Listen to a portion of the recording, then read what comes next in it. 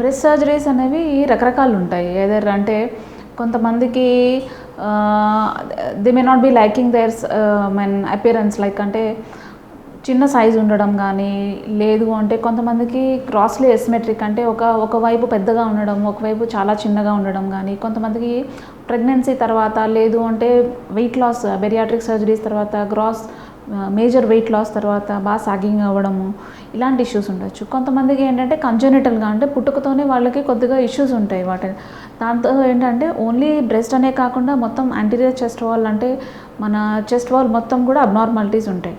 So depending upon their requirements and their concerns we can consider for any kind of breast surgeries.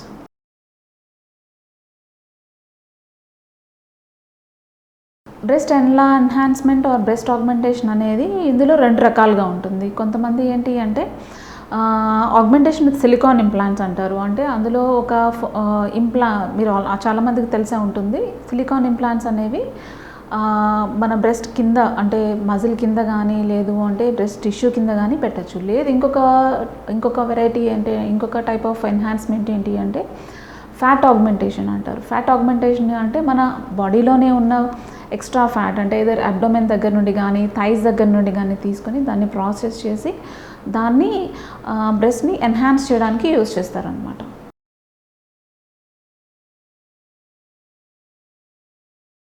Daily checkup అలాంటివి ఏం అవసరం ఉండదు. జనరల్గా breast implants అనేవి they can last for 10 to 20 years unless and until there is any minor complication అలాంటివి ఉంటే తప్పితే we need not replace them with other implants. కొంతమంది విమెన్లో ఏంటంటే they can last for life also.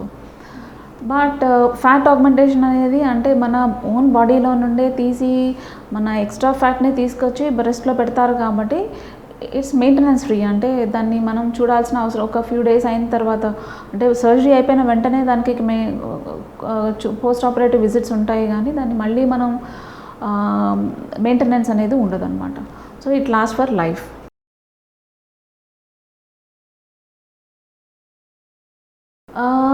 జనరల్గా అంటే ఈ బ్రెస్ట్ ఆగ్మెంటేషన్ ఇలాంటివి అంటే you have to go to a qualified plastic surgeon who is well versed with the breast surgeries. So మనకేంటి అంటే మీరు డాక్టర్ గారితో మీకు ఎలాంటి సైజ్ కావాలి, ఎలాంటి షేప్ ఆఫ్ ది ఇంప్లాంట్ కావాలి, ఏ ప్లేస్లో ఇంప్లాంట్ పెట్టాలి అనుకుంటున్నారు, మీ ఎక్స్పెక్టేషన్స్ ఏంటి, లేదు అంటే మీ ప్రొఫెషన్ ఎలాంటిది, ఇలాంటివన్నీ మీరు డాక్టర్ గారితో డిస్కస్ చేస్తే అప్పుడు మీకు ఉండే కాంప్లికేషన్ రేట్స్ అనేవి చాలా తగ్గుతాయి. చాలామంది బ్రెస్ట్ సర్జరీస్ అంటే లేదు అంటే ప్లాస్టిక్ సర్జరీస్ అంటే దాంతో చాలా రకరకాల కాంప్లికేషన్స్ ఉంటాయి అనే అపోహ చాలామందికి ఉంటుంది. కానీ జనరల్గా మీ బాడీ హ్యాబిటస్ ఎట్లా ఉంది, లేదు అంటే బ్రెస్ట్ బేస్ విడ్త్ అంటారంటే మన చెస్ట్ వాల్ సైజ్ ఎట్లా ఉంది, దాన్ని బట్టి మనం సర్జరీ చేయించుకుంటే కనుక కాంప్లికేషన్స్ అనేవి చాలా మినిమల్గా ఉంటాయి. You need not worry about it. 100% feeding problems అనేవి ఆగ్మెంటేషన్స్లో ఉండవు. ఎందుకు అంటే ఈ బ్రెస్ట్ ఇంప్లాంట్స్ అనేది జనరల్గా మజిల్ కింద కానీ, లేదు అంటే బ్రెస్ట్ గ్లాండ్ కింద కానీ పెడతారు. అండ్ డిసెక్షన్ కూడా చాలా మినిమల్గా చేస్తే కనుక ఫీడింగ్ ఇష్యూస్ అనేవి 100% ఉండవు. అండ్ ఆల్సో ఫ్యాట్ ఆగ్మెంటేషన్ అనేది మన ఓన్ బాడీలో ఉన్న ఫ్యాట్ని బ్రెస్ట్లో పెడతారు కాబట్టి దానివల్ల కూడా ఫీడింగ్ ఇష్యూస్ అనేవి ఇలాంటివి ఉండవు.